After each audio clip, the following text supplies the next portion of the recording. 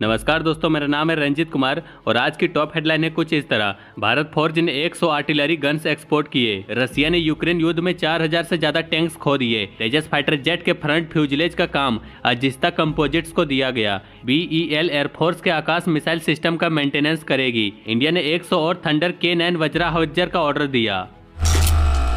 South Korea की company हानवा aerospace ने LNT के साथ $253 मिलियन का एक नया कॉन्ट्रैक्ट साइन किया है, जिसमें एलएनटी को 100 और K9 वज्रा टी हाउइजर के पार्ट सप्लाई करने हैं। ये नए तोप इंडियन आर्मी के लिए बनाए जा रहे हैं। पहले भी 2017 में एक ऐसा ही कॉन्ट्रैक्ट साइन किया गया था, जिसमें 100 K9 Vajra T successfully deliver किए गए थे। ये तोप इंडिया के अलग अलग टेरेंस में काफी अच्छे से परफॉर्म कर चुकी है। इस नए कॉन्ट्रैक्ट का एक बड़ा फोकस लोकल प्रोडक्शन बढ़ाने पर है। पिछले बैच में 50% पार्ट्स इंडिया में बने थे और इस बार इसको 60% तक बढ़ाने का प्लान है, ताकि मेक इन इंडिया को और बूस्ट मिले। ये नए K9 वज्रा टी गुजरात के हजीरा में एलएनटी के आर्मर्ड सिस्टम कॉम्प्लेक्स में बनेंगे। पिछले बैच के कंपैरिजन में इस बार तोप में हाई एल्टीट्यूड डिप्लॉयमेंट के कुछ अपग्रेड्स होंगे, ताकि लद्दाख जैसे ऊंचाई वाले इलाकों में और बेहतर परफॉर्म कर सके। यह पहले पाकिस्तान बॉर्डर में डिप्लॉय हुई थी, लेकिन 2020 के India China Ladakh stand of के बाद इन्हें लद्दाख भी भेज दिया गया। ये तोप 155 mm 52 कैलिबर की है,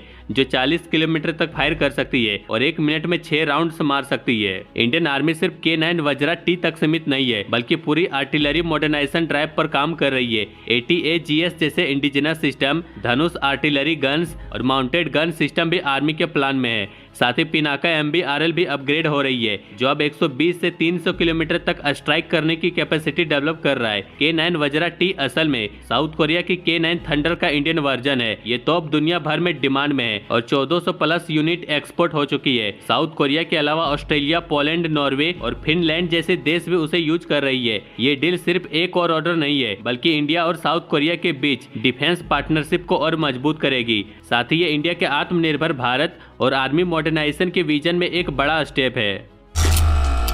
Bharat electronic limited Indian air force के लिए आकाश मिसाइल सिस्टम का मेंटेनेंस करेगी। इसके लिए बीईएल ने 553.22 करोड़ का बड़ा कॉन्ट्रैक्ट साइन किया है। पहले भी बीईएल ने ये मिसाइल सिस्टम इंडियन एयरफोर्स को सप्लाई किया था, अब उसी को मेंटेनेंस का काम भी मिल गया है। और भी बड़ी बात यह है कि बीईएल ने और 5000 करोड़ के नए ऑर्डर फाइनलाइज कर लिए हैं। कंपनी का परफॉर्मेंस भी जबरदस्त रहा है। 2024-25 में इसका टोटल टर्नओवर 23,000 करोड़ तक पहुंच गया है, जो पिछले साल के 19,820 करोड़ से 16% ज्यादा है। एक्सपोर्ट भी $106 मिलियन तक बढ़ गया है, जो पहले 92.98 मिलियन था। बीईएल ने इस साल 18,715 करोड़ के नए डिफेंस ऑर्डर लिए हैं। इनमें रडार, एंटी ड्रोन सिस्टम, सोनार अपग्रेडेशन, एयरपोर्ट सर्विलियंस रडार और भी काफी चीजें शामिल है। इस सब के साथ अब बीईएल का टोटल पेंडिंग ऑर्डर 71,650 करोड़ तक पहुंच गई है, जिसमें 359 मिलियन के एक्सपोर्ट ऑर्डर भी है। कंपनी के चेयरमैन मनोज जैन का कहना है कि बीईएल मेक इन इंडिया को सपोर्ट कर रही है, नई टेक्नोलॉजी प्रोजेक्ट पर काम कर रही है और अपनी ग्लोबल प्रेजेंस भी बढ़ा रही है। अगर प्रॉफिट्स की बात करें तो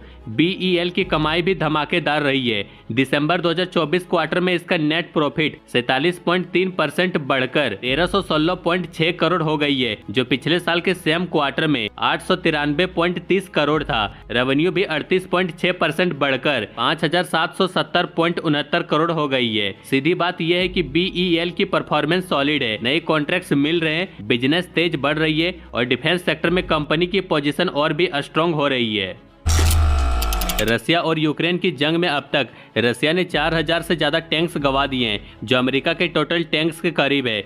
ये बात अमेरिका के टॉप जनरल क्रिस्टोफर कैवली ने एक सीनेट हेयरिंग के दौरान कही। जब रसिया ने फरवरी 2022 में यूक्रेन पर हमला किया था, तब उसका प्लान था कि वो जल्दी से जीत जाएगा, लेकिन यूक्रेन ने जबरदस्त मुकाबला किया और जंग लंबी खींच गई और अब ये एक तबाही मचाने वाली लड़ाई बन चुकी है, जिसमें रसिया को भारी नुकसान उठाने पड़े हैं। जनरल कैवली ने इस जंग को अवे इंस्पायरिंग कहा। मतलब इसका स्केल इतना बड़ा है कि सोचना भी मुश्किल है। हियरिंग के दौरान उनसे पूछा गया कि अगर अमेरिका ने यूक्रेन की मिलिट्री और इंटेलिजेंस सपोर्ट बंद कर दी तो क्या होगा। इस पर जनरल ने स्पष्ट कहा कि इसका यूक्रेन पर बहुत बुरा असर पड़ेगा। यूक्रेन की सेना रशियन मिसाइल्स गिराने और मॉस्को के इंपॉर्टेंट मिलिट्री पॉइंट्स को टारगेट करने के लिए अमेरिकन मदद पर निर्भर है। अगर अमेरिका ने हाथ खींच लिया तो यूक्रेन के लिए जंग लड़ना बहुत मुश्किल हो जाएगा। अमेरिका ने अब तक यूक्रेन को अरबों डॉलर्स की मिलिट्री हेल्प दी है, लेकिन जब से डोनाल्ड ट्रंप वापस प्रेसिडेंट बने हैं तब से यूक्रेन के लिए कोई नया मदद पैकेज अनाउंस नहीं हुआ है। इसका सीधा असर यूक्रेन की लड़ाई की ताकत पर पड़ सकता है। आने वाले दिनों में ये देखने वाली बात होगी कि क्या अमेरिका अपनी मदद जारी रखता है या नहीं।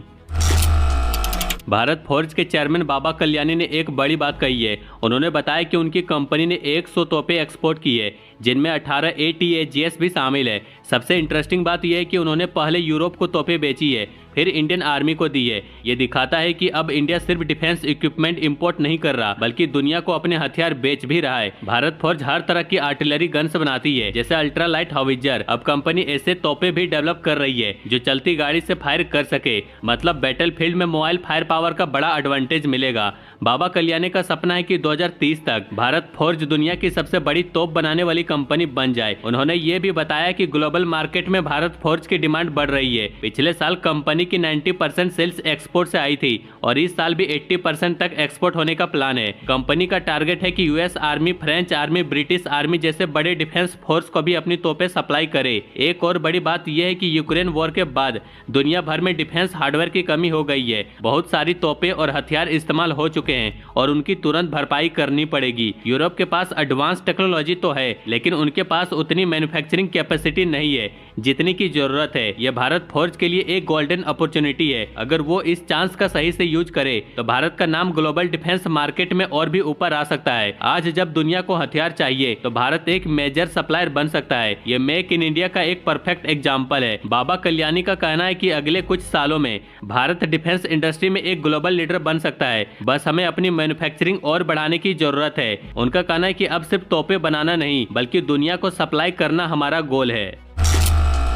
इंडिया के तेजस फाइटर जेट के प्रोडक्शन में एक नया ट्विस्ट आया है। डायनामेटिक टेक्नोलॉजी, जो अब तक तेजस के मेटालिक एयर फ्रेम पार्ट्स बनाता था, अब अजिस्ता कंपोजिट को फ्रंट फ्यूजलेज के कंपोजिट मटेरियल्स बनाने का काम दे रहा है। ये बात मार्च 2025 में कंफर्म हुई है और ये दिखाता है कि तेजस के डिजाइन और मैन्युफैक्चरिंग में कंपोजिट का रोल बढ़ रहा है। बात सिंपल है, डायनामेटिक मेटल्स में एक्सपर्ट है, लेकिन कंपोजिट्स बनाने का सेटअप या एक्सपीरियंस उसके पास नहीं है। कंपोजिट जैसे कार्बन फाइबर रीइंफोर्स पॉलीमर हल्के, मजबूत और स्टील्थी होते हैं, जो तेजस को और बेटर बनाती है। LCA MK1A के नए वर्जन में वेट और एगिलिटी को और इम्प्रूव करने के लिए इनका ज्यादा यूज हो रहा है। डायनामेटिक अगर खुद कंपोजिट मैन्युफैक्चरिंग सेटअप करता है तो समय और पैसा दोनों ज्यादा लगता है, इसलिए उसने अजिस्ता के एक्सपर्टीज का फायदा उठाने का डिसीजन लिया। अजिस्ता कंपोजिट हैदराबाद की कंपनी है जो एरोस्पेस और डिफेंस में एडवांस कंपोजिट बनाने में एक्सपर्ट है। उसके पास मॉडर्न मशीनरी और एक्सपीरियंस है जो इस काम के लिए परफेक्ट है। इस पार्टनरशिप से तेजस का प्रोडक्शन स्मूथ और फास्ट होगा